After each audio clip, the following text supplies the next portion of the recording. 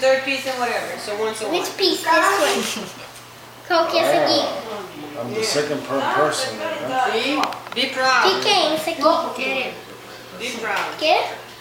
Querer. Vai cortando, vai distribuindo. Meu amor, mas Dodô na barriga. Dá pra vovozinha, pra vovozinha aqui. Vai andar, vai dando carinho. O garfinho. Vanessa. Ó, pra vovó Elizabeth. O garfo, o garfo. Toma chá de bolo.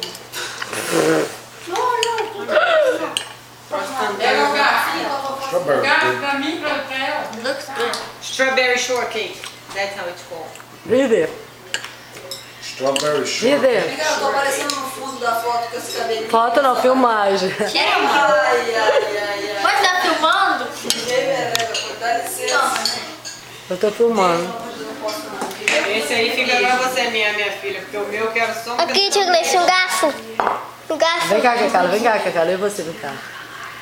É eu e Cacá. pequenininho. Pequenininho.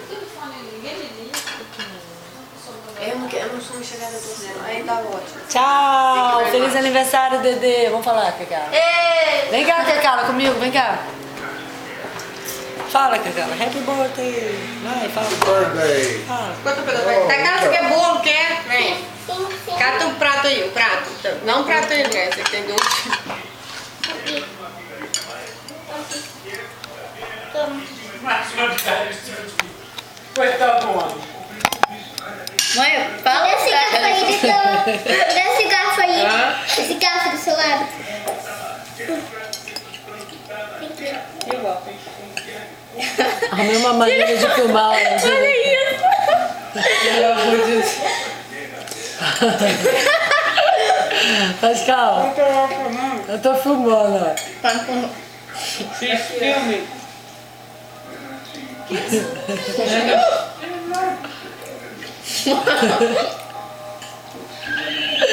Ai, delícia, viu?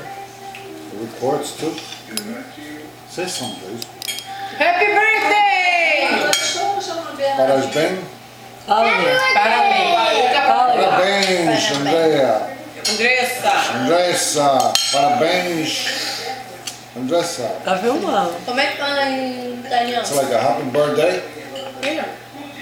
No, we say like No. congratulations, like congratulations. Congratulations, Andressa. Parabéns. Bench. Bench. Bench. Depois bota o coisa das fotos aí pra gente ver. Ah, agora deixa acabar a novela pra botar as fotos também. Jesus, vai acabar a novela. Não, já vai acabar. Qual foto? Mas foto para. Ah, tá. Vocês trouxeram? Tá aqui.